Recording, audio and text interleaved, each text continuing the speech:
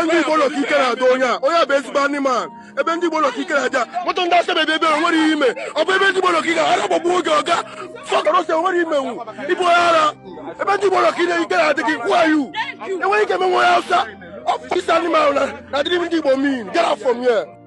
Ụmụnne m enerecha m ihe onyonyo a welu sị ka m were ife anye ndị be anyị ndụmọdụ ọkacha ndị a na-arụ ọrụ nche ife ọbụla ị na-arụrụ gọọmenti ekwu onye m ugboro ịbụrụ onye Igbo mara ife ọsọ gị na-arụ ọrụ ekecha n'ama abata n'obi ekechakwuo n'obi abanye na mkpuke ịbụrụ onye Igbo mara ife ozi siwe isi achọba nwanne ka anyị kwụsị na ị na-eme iberibe onye kwesịrị idebe iwu debekwa iwu o agbacha n'anya daa iwu ịfụzi onye Igbo ibe gị idebe ahụ ka eneghara gị anya. Even God does not bless a lawbreaker.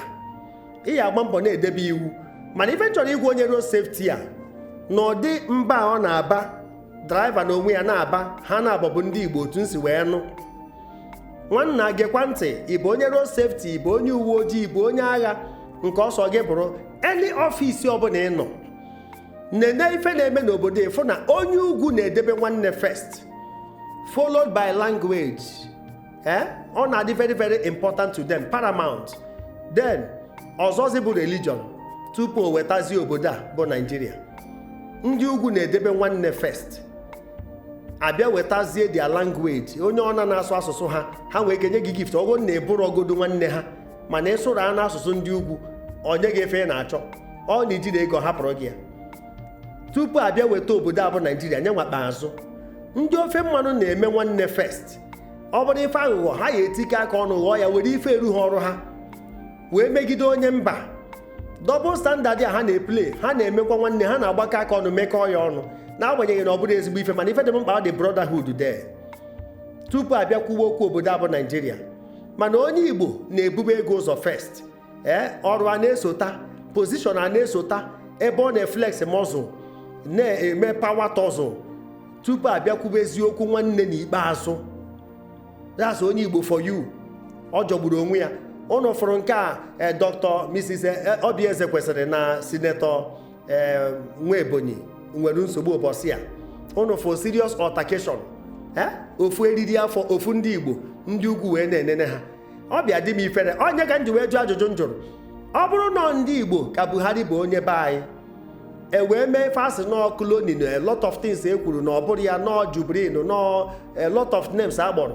Ndị be anyị ya apụ njem jee kwuo ka esi mee ya maka anyị ma oke ife onwere na-ekwe edebere ibe ya isi na anyị agbapụ afọ nara ego kwuo na ọgwụ emeri ya kwuo afa dọkịta meri ya nụ ka i wee bụrụ ezigbo mmadụ ebe ndị mba nọ ọka mma na ama ka ndị Fulani wee kụọrọ ya aka na ka ha si wee zota ya mmiri wee ruo taa arụgo asị gị na ọ sịrị mana ada afọzi ya anya na ọ sịrị anụgata akpọka ya afa kedu okeshọn ọ bịago kemgbe ahụ kedu okeshọn ọ bịago mana ha ka zotara ya mmiri gbado ya aja ka anyị si nnefe amụta ife a na-eji nzuzu ezuzugbo onye che na ọmụ ife a ka ndị ugwu na ndị ofe mmanụ na-eme anyị n'obodo a na ife onye Igbo ndị Igbo na-abụ na-eme n'iro ịfụ nwanne ya esubo oyibo onye ego anya na baji fụ afa gị sị nwanna ịkwari ya kwajere onye mba ọzọ.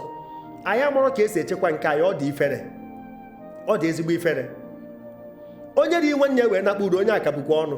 Kedu ebe ji Igbo kwe nọ taa kemgbe o ji wee pụọ n'ọkwa ọchịchị Lagos maka onye chịchara itu ekotuo pitu kedu ebe ọ nọ taa kedu ebe ọ nọ taa ụnụ ya afụ ihe onyonyo ọzọ na-emenụ ọ bụrụ onye Igbo kidnapụrụ onye Igbo na Philippines. Ọtụtụ mmadụ afụghị ife onyonyo a kidnap onye Igbo na Philippines ebe ọ na-ana 500,000 peso otu esi wee kwu 500,000 ego na-ekọpụta 14 million. Eburu iberibe a na-eme nzuzu na igbu mmadụ na kidnapping na abụrụ ya cross airport were ya gafee mmiri were ya jebe obodo oyibo. Mmadụ ajụrụ ajụ uche ajụrụ ajụ. Just look at jide nwanne gị na-asụ ofu asụsụ na mba ọzọ esi m na ala Igbo ama emegide gị onye batara ọtụtụ nọ na nga anwụ ọda adịzị ka mmadụ na-anwụ maka Chinefu ị na-afụ na consciences adịrọ 500,000 ọ bụrụ na ebe a egbucha na onye ahụ hụrụ kidney ya mana ịfụrụ na ndị polisi Philippines ga-eji ekọrọ ife a ha wee weta ego ahụ wee nye ka eje kwụọ ransom ego a ka eji wee na-akpa ebe a ya bịa were ya ndị uwe ojii wee wụcha ọnya ahụ na-enwude ụmụnne ya. Ka you imagine ife onye Igbo na-eme onye Igbo ibe ya na Philippines. Ụnụ ya watch ya at the end ife onye Igbo na-eme onye Igbo ibe ya. Ndị uwe ojii na bayo ya ewepụta nwụdị ego ahụ maka ife oke na-eri ka eji ekwere ya ọnya ha ya enyenwu gị ya ka ije kwere ndị ahụ ọnya. Ka anyị mụta na ife ka anyị mụta na ife onye megidezina nwanne ya maka ụbọchị nwanne ezi ọya na-agbanyeghị na ya agbọrọzi eme nwanne izu ka mma na nne eji ọbụrọzi kịta anyị Igbo ofu abụrọzi kịta enyi mba enyi igwe bụ ike abụrọzi kịta mana ka uche anyị dị ya maka ndị ugwu na ndị ofe mmanụ kakwa anyị wee nwezi uche na nke ikpeazụ a. Nwanna ịfụ nwanne gị n'ụzọ mara aka ihe enyenwuri ya ọ bụrụ na ọ ka ikpuchie ife ọjọọ. Mistake is part of life. Gekeni ya ntị etizi n'obi iwe na obi ọkụ ị na vibrate. Ego niile ị gbarụ n'ụdị a kedu uru ọ bara ike eyi achievement ọkụkọ agwọta n'ọgwụ na-esokwa ọgwụ a na ka anyị mụtakwa na ife ka anyị mụta na ife maka onye gburu nwanne ya bụrụ odogwu zisa na ihe onyonyo aha m brọda Paul Chigbo ka emesịa.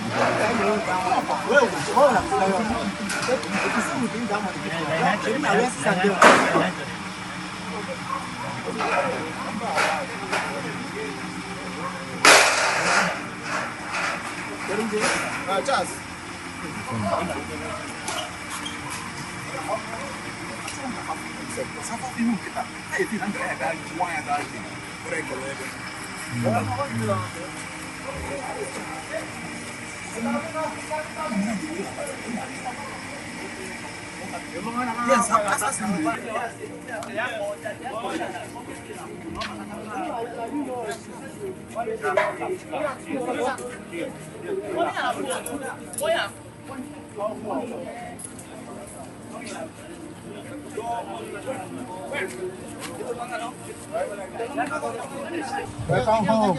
Thank you, the Philippine police. Thank you, Philippine police. Thank you, Philippine police. My brother is back.